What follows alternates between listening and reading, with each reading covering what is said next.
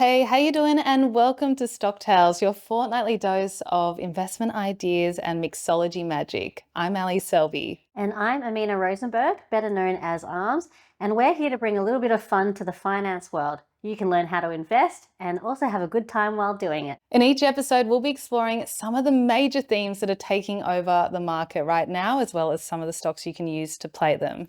This week, we're going to be sipping on an Appetite Suppressant, which is a very spicy watermelon margarita, and we're talking all about weight loss. Around 20 million people are now injecting themselves with GLP-1s. That's the likes of Ozempic, Wegovy, Mounjaro. That's basically the population of Australia, and investors believe we're only just getting started. We should also add that everything we're talking about today is for education and entertainment purposes only. And if you want some actual investment advice, you're better off going to your financial advisor. With that, Arms, let's take a sip. Skål. Skål. What's that mean? So skål is actually Danish. It's Danish for cheers. And we're using Danish because Novo Nordisk, which is one of the key stocks that we're going to be talking about today, it's from Denmark. Okay. Arms, just starting out. Is it too spicy? Is it too spicy? No. It's fine. It's just like a little baby piece of jalapeno. How big is the global obesity market? I mean, the drug market for obesity. Yeah, I think, as you said, it's 20 million at the moment, which sounds like a big number to begin with, but Morgan Stanley thinks that that's going to get to 150 million by 2030. I guess from a dollars perspective, they're thinking $150 billion. That's 6 times from where we are now. So it's big, like total addressable market of the decade big. Who are the major players? Yeah, so there's 2 sort of big guys on the field. There's Eli Lilly and Novo Nordisk. Novo got there first. You're struggling there? So spicy. They invented semaglutide, which is the active ingredient in Ozempic and Wegovy. And they were the first to show that GLP-1s were not just for diabetes, but they were actually for weight loss as well. And their semaglutide franchise basically took the world by storm, so much so that I think they were one of the most valuable companies in Europe at one point. But then Eli Lilly came in with a new molecule. It's called tirzepatide, and that's what they branded as Mounjaro for diabetes and Zepbound for weight loss. And it's what we call a dual agonist. So it doesn't just hit GLP-1, it also hits GIP. So all that basically means is there's 2 ways of hitting your stomach and making sure you suppress your appetite. And the results were incredible. So people actually lost more weight on Eli Lilly stuff than they did on Ozempic and Wegovy, with maybe less side effects, I think, as well. That's so interesting because I feel like all we hear about is Ozempic. Like no one ever really talks about the other ones. Yeah, I think it's just that fast mover advantage that they've had. First mover advantage that they've had. And I think Eli is still kind of working out the branding of Mounjaro and Zepbound, but both of them have sort of high margins and enormous pipelines. So they're going to be they're already massive companies, but they're going to continue to grow as they go along. How do investors even think about valuing companies like that? Yeah, it's an interesting question. I think that you've got to take it as, they're high margin, high pipeline plays, and there are bits of the pipeline that you value and bits that you don't. I think sometimes they do get over their skis, which is why you've seen them kind of both take a hit to their share prices recently. I think it's all about like how much you think they can continue to grow into the pipelines that they're talking about. Yeah, as you mentioned there, the share prices have fallen a lot. I think Novo Nordisk is down like 47%, 50% over the last 12 months. Why do you think that is? Yeah, I mean, they obviously just absolutely flew in 2023. And as I said, I think people just got really excited. I mean, at one point, Novo was valued more than LVMH. Jesus. But then came 2024 and Novo started hitting supply issues.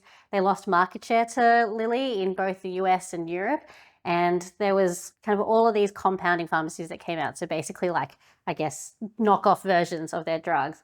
And meanwhile, the US government started pushing for price negotiations on Medicare. So that was kind of a perfect storm. And everyone was like, wait, maybe Novo isn't the only way to play this. I think Lilly kind of got caught up in that sort of broader GLP-1 derating. They were executing well and delivering. Novo actually, I think, had a downgrade at one point. But because there was kind of this, like, I guess, fear around the market generally getting over the skis, both of them saw a bit of a downfall. You actually own both those stocks. It's a pairs trade in your portfolio.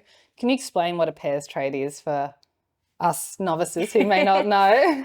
Yeah, so a pairs trade is like ordering a Negroni with an Amaro sidecar. So you're betting that one of them is going to taste good. Or neither.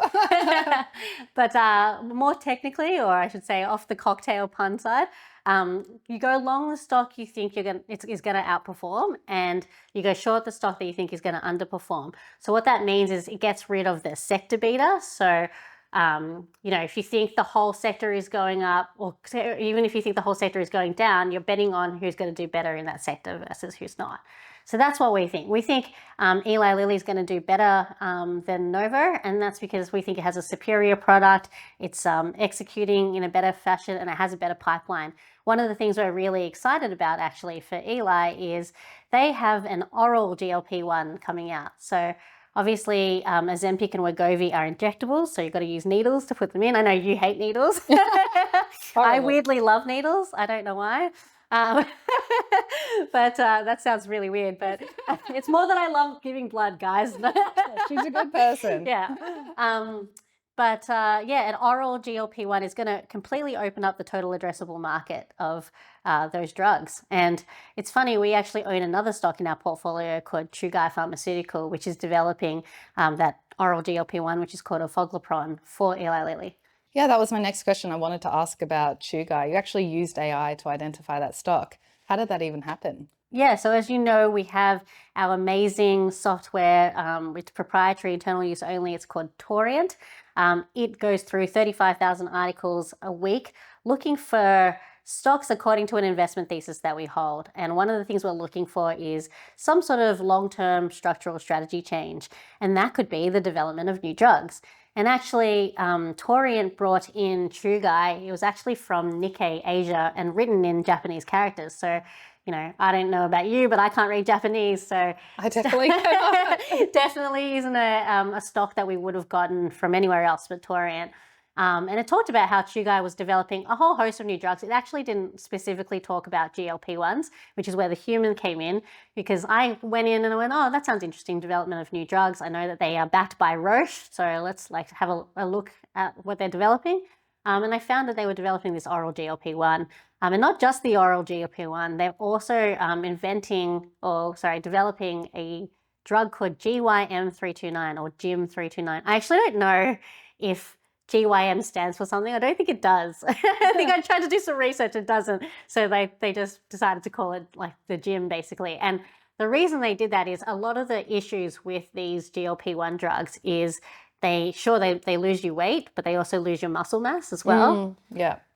Massive issue. So GYM329, it's very early days. Like we're talking, so the oral one that I was talking about, Orforglipron, we're getting results, phase 3 results for that at the end of the year. I think GYM329 is not until like next year. But that one, not only you lose weight, but you keep your muscle mass. So you can still be, buff. They don't call me arms for nothing. Yeah, you can definitely see why that would be so popular in the future, 100%. Where do you think Chugai's headed over the next 3 to 5 years? You said there's, I guess, that second drug option. The share price has already lifted quite significantly this year. Yep. Do you think it will go even higher? Yeah, I mean, that's a great point, just to harp you on that one. So the share price, I think, is up something like 40%, but both, as you said before, Eli and Novo have fallen. So, we definitely backed the winning horse, I guess, in the GLP-1 race. Where is Chugai going? Look, even though it has increased significantly, I think my base case valuation is still, if you only kind of assume the probability of the 4 major drugs that they're developing, anywhere from like 30 to 70% probability of those going through, that's my base case. So yeah, I have some of it going through, but not all of it. If you had all of it going through, you get to a 12,000 yen sort of value, and I think that's like 40% above where it is now. So I think there's still a lot to go in the Chugai story. Obviously, everyone is very excited about GLP-1 and GYM329, but they also have like some oncology drugs in the works. So that's, I think, they're kind of where the future is going for them. Are there any risks that you think investors should be aware of? I mean, the risk with all of these stocks is like pharma, right? So there comes times, and actually you have seen this in Chugai over the last year, where investors get very excited about a drug and then they either don't have releases come, or like they don't have any new data come through, or they could have their phase 1, 2, or 3 produce results that are either hard to read or negative. Haven't had any negative results yet, but that could happen.